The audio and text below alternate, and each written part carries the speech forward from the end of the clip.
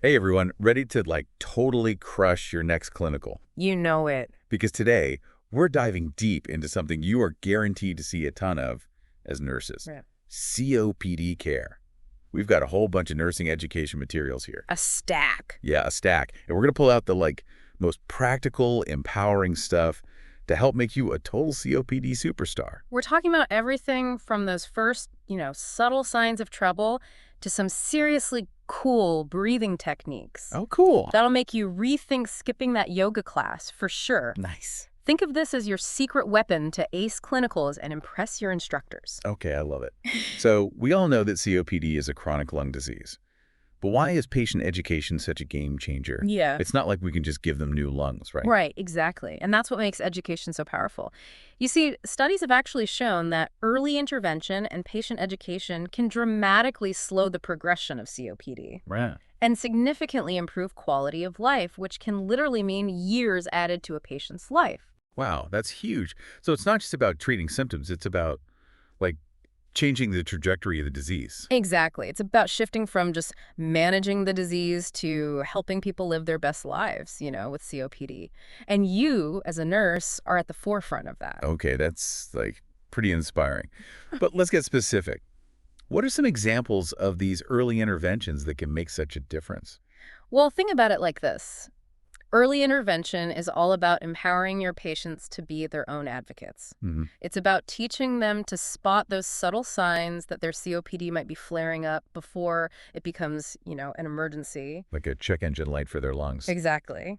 Increased sputum production, worsening dyspnea, which means shortness of breath, by the way, in case your textbooks are feeling a little too technical, things like that. Okay, that makes sense. Yeah. So instead of ending up in the ER, they can take action early and maybe prevent a full-blown crisis. You got it.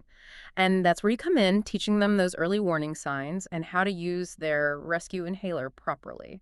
It can be truly life-saving. Speaking of medications, I remember this being a bit of a struggle in nursing school. So many different inhalers and medications, it felt like a whole other language. It can feel that way, but think about it like this. Medications for COPD are like tools in a toolbox. Each one has a specific job to do. Okay, I like that analogy. Break it down for me. What are the main tools in our COPD toolbox? Well, you've got your two main categories, your maintenance crew and your emergency responders. The maintenance crew is your long-acting medications. These are taken daily to keep the airways open and reduce inflammation. Think of them like a daily workout for your lungs. Then you've got your emergency responders, Wow. your rescue inhalers, for quick relief when symptoms suddenly worsen. So one's for prevention and one's for when things get bad. Exactly. And it's super important to teach your patients the difference in how to use each one correctly. We can't just assume they know this stuff. Absolutely, because a rescue inhaler isn't going to do much good if they don't know how to use it properly. Right. And this is where your skills as a nurse really shine. Teaching proper inhaler technique, making sure they understand their medication schedule. These things can make a huge difference in their quality of life. Okay, so we've got medications under control, but what about the big one? Smoking.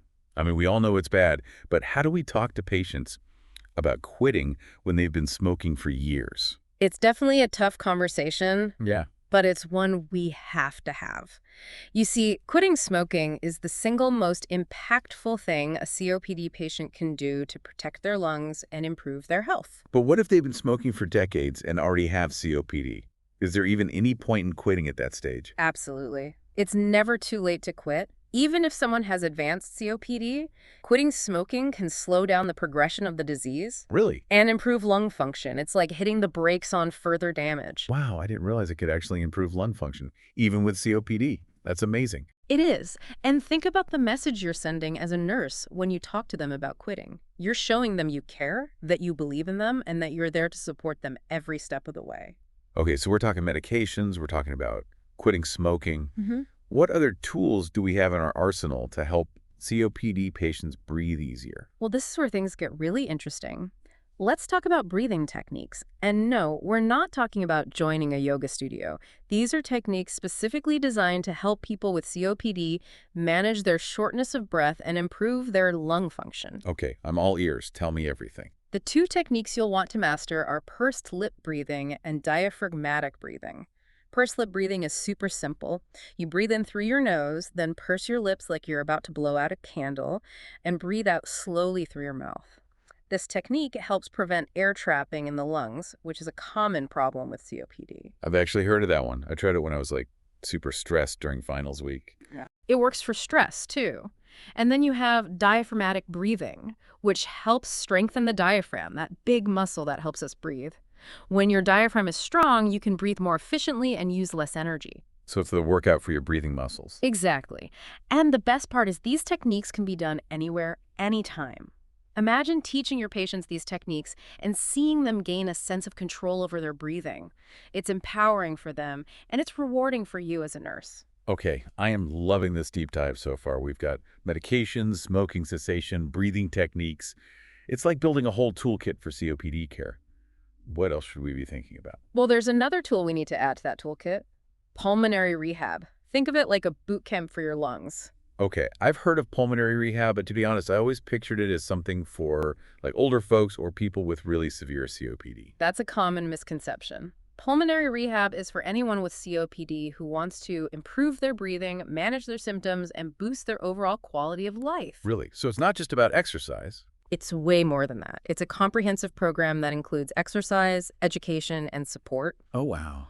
all tailored to the individual's needs and goals. Okay, I am officially intrigued. Tell me more. Well, they'll work with a team of healthcare professionals, respiratory therapists, physical therapists, nurses, even dietitians. Whoa. They'll learn about COPD, practice breathing techniques, get individualized exercise plans, and even have the chance to connect with other people going through the same thing. Wow, it sounds like pulmonary rehab is about addressing the whole person, not just their lungs. You got it. It's about helping them build strength, gain confidence, and live their best lives, even with COPD. And as a nurse, you can play a key role in encouraging your patients to participate in pulmonary rehab and supporting them throughout the program. This is all fantastic information. I feel like I'm already a much more confident nurse just from listening to you, but I know we've only just scratched the surface of COPD care. You're right, there's so much more to explore. But let's take a quick pause and give our listeners a chance to process all this amazing information.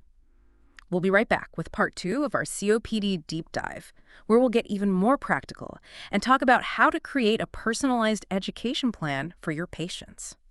Stay tuned. Welcome back to our deep dive into COPD care. Okay, my brain is like bursting with information after that first segment, but I'm ready for more. In part 1, we talked about empowering patients through education. Right.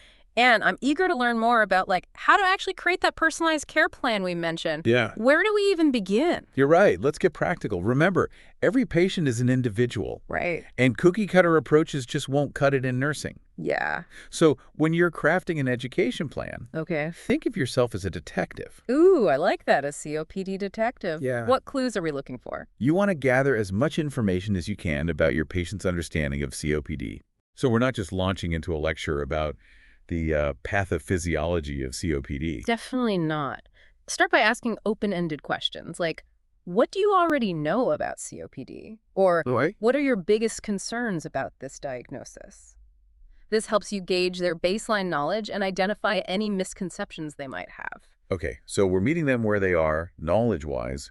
What else should we be investigating? Think about their daily life. Okay. What are their hobbies? Do they work? Are they active? These details can be super helpful in tailoring your education. I can see how that would make the information more relevant and engaging for them. Exactly. Imagine you have a patient who loves to garden but gets winded easily.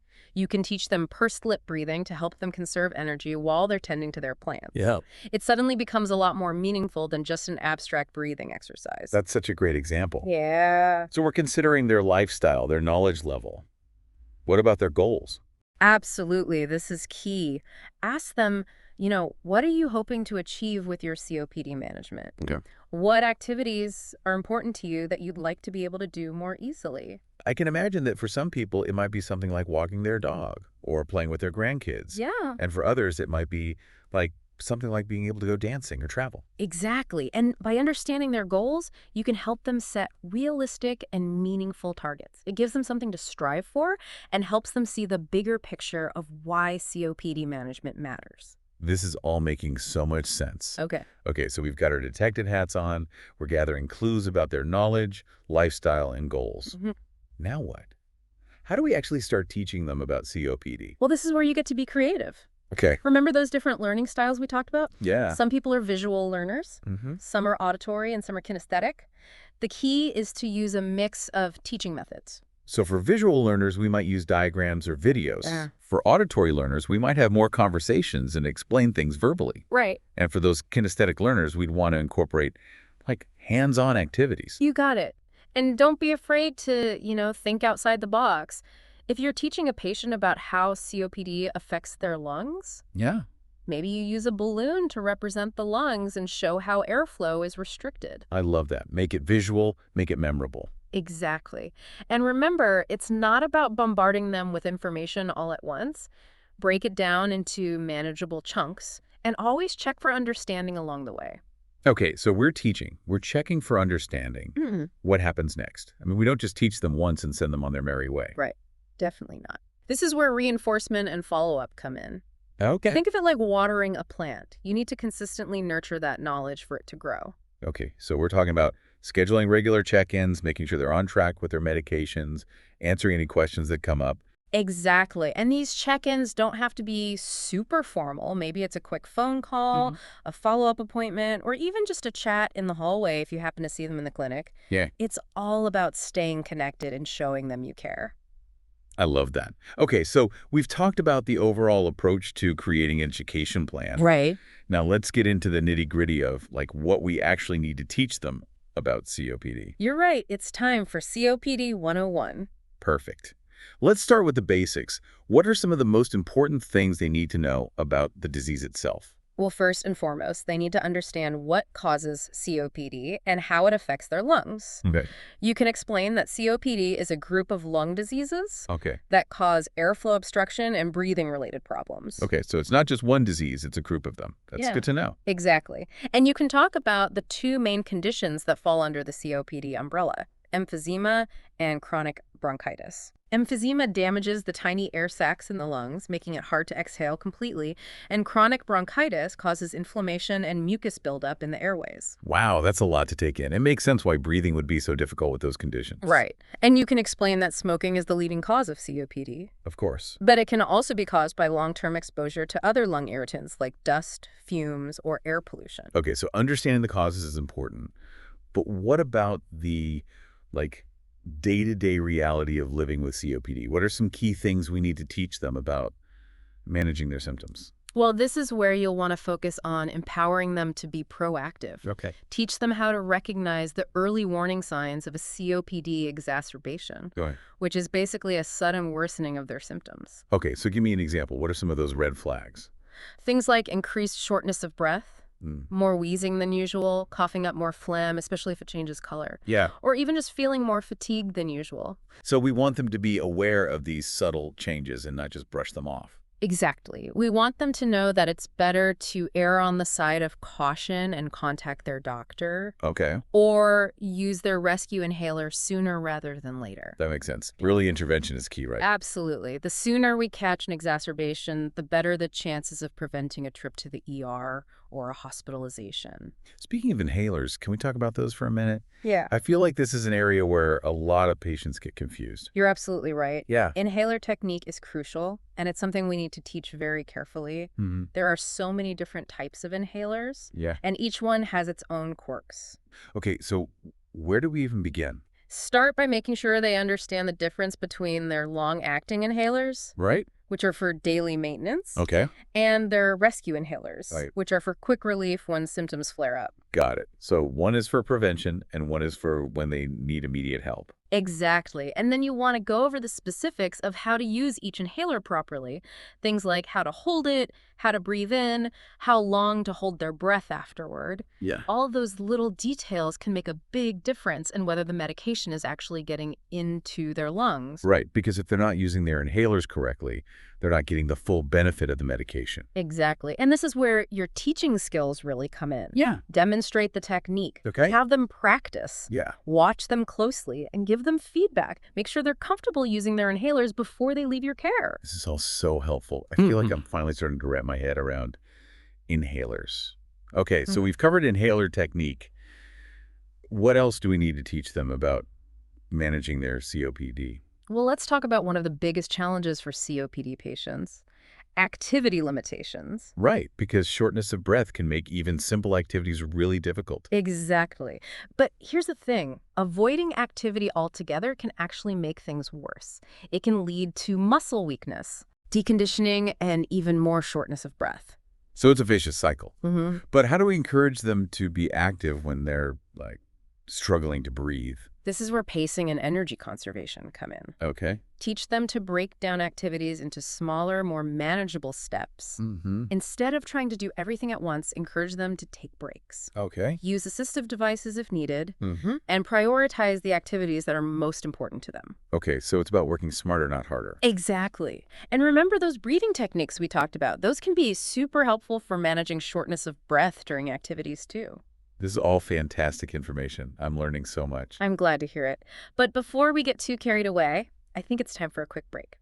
We'll be back with the final part of our COPD deep dive, where we'll talk about the emotional impact of COPD and some additional strategies to help your patients thrive. Stay tuned. Welcome back to the deep dive. I don't know about you, but I'm feeling like a total COPD pro after parts 1 and 2. Me too, but we're not quite done yet. There are a few more essentials we need to cover to round out your COPD knowledge. Okay, I'm all ears. What's next on our list?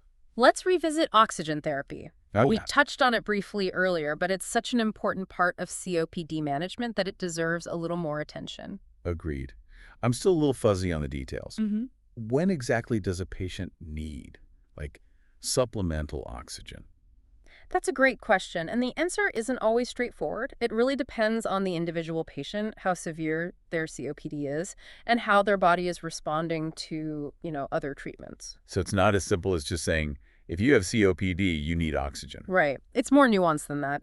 Their doctor will look at a bunch of factors like their oxygen saturation levels, both at rest and during activity, their overall lung function, and how much their symptoms are impacting their daily life. So it's not just about how easily they get winded, it's about how well their body is actually absorbing oxygen. Exactly. And sometimes patients only need oxygen during certain activities like exercise or sleep, while others might need it 24/7.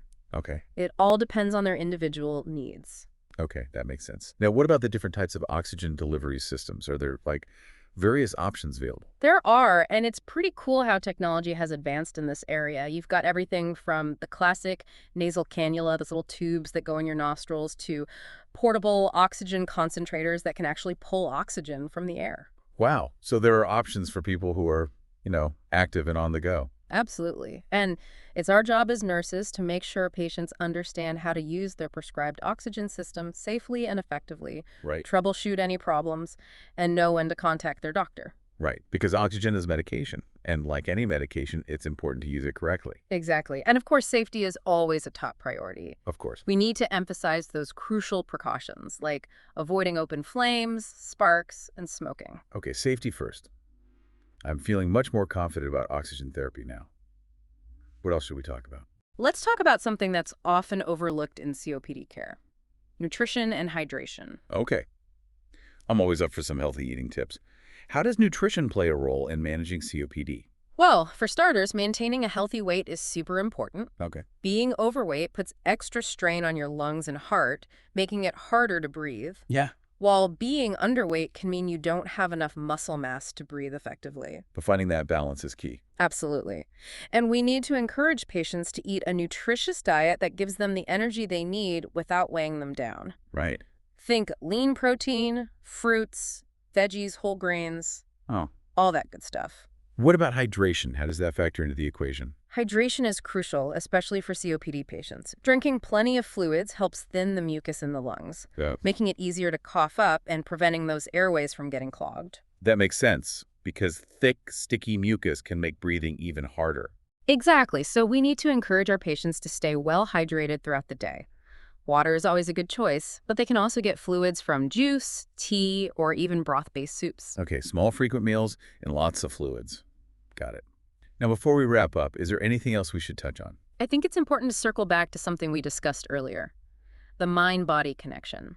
We've talked a lot about the physical aspects of COPD, But we can't forget about the emotional and psychological impact of living with this condition. That's such a great point. COPD can affect so much more than just a person's lungs. It can impact their mood, their energy levels, their relationships, their entire outlook on life. Exactly. It's common for patients to experience anxiety, depression, and even feelings of isolation. Yeah. So as nurses, we need to be aware of these challenges and be ready to offer support. So that means like actively listening, validating their feelings, offering encouragement, Yeah. and connecting them with resources like support groups or counseling if needed. Exactly. Remember, nursing is about caring for the whole person, not just their physical symptoms. What a powerful reminder. I think we've covered just about everything, and I'm feeling so much more prepared to care for COPD patients. Me too.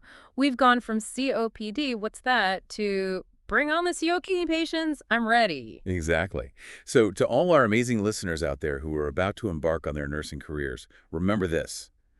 You have the potential to make a profound difference in the lives of your patients. By arming yourself with knowledge, empathy, and a genuine desire to connect with your patients on a human level, you can empower them to breathe easier, live fuller lives, and face their challenges with confidence. Beautifully said.